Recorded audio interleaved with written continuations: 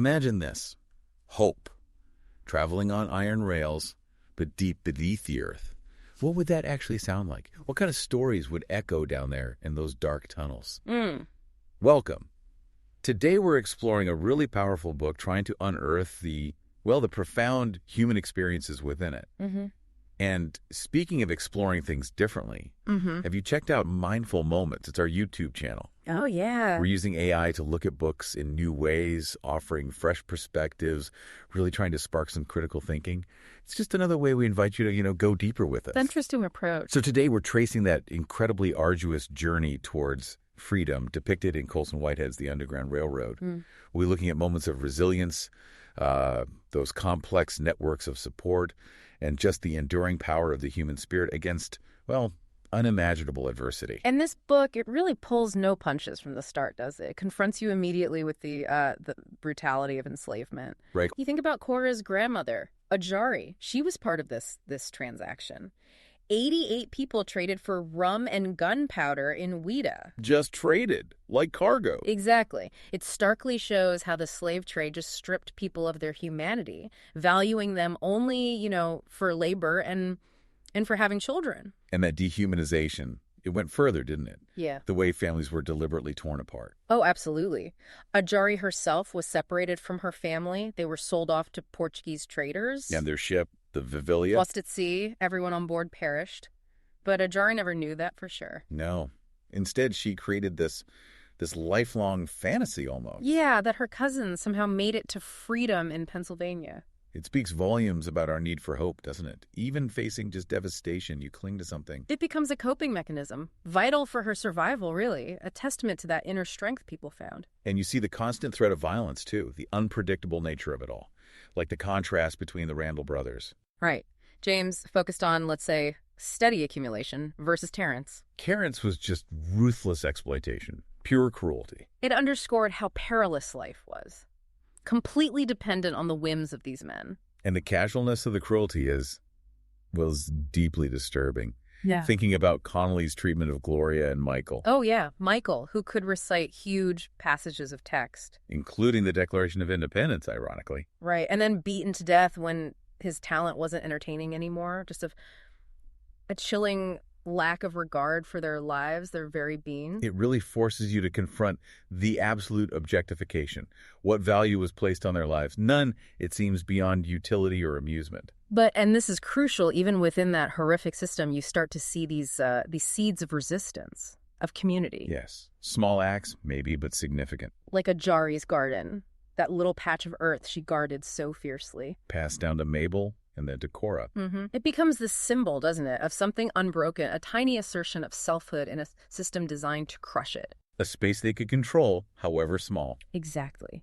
And those moments of shared humanity, they become so important for survival, too. Like Jockey's birthday celebration. Yeah. A temporary escape, a moment to just be human together, strengthening those bonds. Shared gratitude for just a little bit of joy in the middle of all that hardship. And those connections, those moments, they are a form of resistance in themselves, aren't they? How so? Well, they push back against the dehumanization. They affirm connection, joy, things the system tries to deny. It's, in this context, this mix of brutality and budding resistance, that the idea of escape really takes hold. Which brings us to Caesar.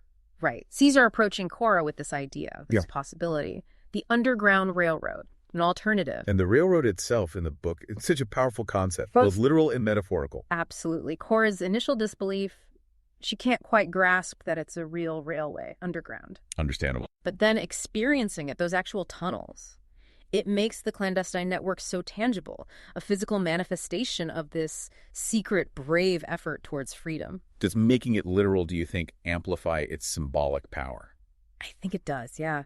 It grounds the metaphor. It's not just an idea. It's this incredible feat of engineering, of courage, of, ingenuity. And the sheer dedication needed to build it, operate it, keep it secret. It's extraordinary, the bravery of everyone involved, those escaping and those helping. But the journey, it's anything but safe. The danger is constant. Relentless.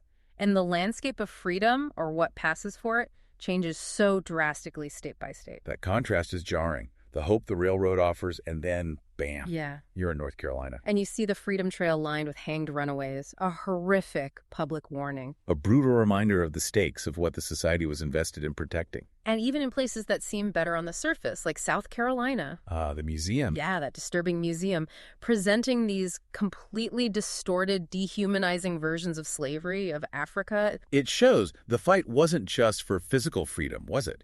It was for recognition, for dignity, for the truth of their experience. Exactly. That struggle continues even when someone is technically free. Still, there are those moments of kindness, aren't there? Acts of support along the way. Definitely. People like Martin and Ethel in North Carolina, sheltering Cora. Even though it put them in immense danger. Mm-hmm. Complex characters, sure, but they show that capacity for compassion, the risks people took. Which brings us back to the danger embodied so terrifyingly by Ridgway. The slave catcher. Relentless. He's more than just a villain, though, isn't he? He has this whole ideology. He does. This belief in a natural order, the American imperative as he sees it. He genuinely believes he's upholding something essential by capturing runaways. It gives you a glimpse into the mindset, the justifications used to uphold such a brutal system. It really does. The psychological underpinnings are quite chillingly portrayed. But Cora, she changes, doesn't she? She's not just acted upon. No, she absolutely transforms. From someone captive, someone fleeing, to an active agent in her own story. Those moments of defiance. Looking back at museum patrons, challenging their gaze. Yes. And eventually her escape from Ridgway himself. It's a profound internal journey as much as a physical one. A journey of finding her own power, her own voice. Precisely. Empowerment, self-discovery. And you see glimpses of what real freedom might look like, or at least the attempt to build it. Like the Valentine Farm in Indiana. Yeah, a community striving for self-determination. A beacon of hope, really, for formerly enslaved people. Oh, even there, it's not simple. They face threats from outside and internal debates, too. Building true freedom after such deep oppression, it's incredibly challenging. What does it even mean? How do you protect it? These are huge questions the book raises through Valentine. And throughout Cora's journey, there's the shadow of her mother, Mabel. Mabel's escape years earlier. Cora carries so much anger and resentment about that initially. Understandably, perhaps, feeling abandoned. But her understanding evolves, doesn't it? She starts to grasp the sheer courage it must have taken for Mabel to leave, maybe even sees it as paving the way for her own journey. It reframes her own path, her own definition of freedom. Yeah. And that final image of Cora just moving forward, continuing her journey into this vast, unknown future. She carries everything with her, doesn't she? The trauma, the loss, but also the strength, the resilience forged in that fire. It's incredibly powerful, that determination to keep going. It speaks to that fundamental human desire for dignity, for a life you can call your own. The power of just imagining a different future and the immense courage needed to actually chase it. That feels central to the whole book. Absolutely. Cora's journey, filled with so much peril, it just underscores that universal yearning for freedom and dignity. We really encourage you to reflect on the resilience shown in these experiences. Think about how these stories, even fictionalized ones like this, continue to shape our understanding of history and, the ongoing pursuit of justice today. There's so much to unpack. And if you want to explore more literary analysis, check out our podcasts for other explorations like this one. And don't forget Mindful Moments on YouTube for those AI-powered insights into other powerful books. Worth checking out. If you found value in our conversation today, please subscribe, maybe share it with someone else who'd appreciate it, and consider supporting our work. There's a purchase link in the show notes for the book itself. And most importantly, keep thinking critically. Question the stories, explore their meanings, and think about how they shape the world we live in.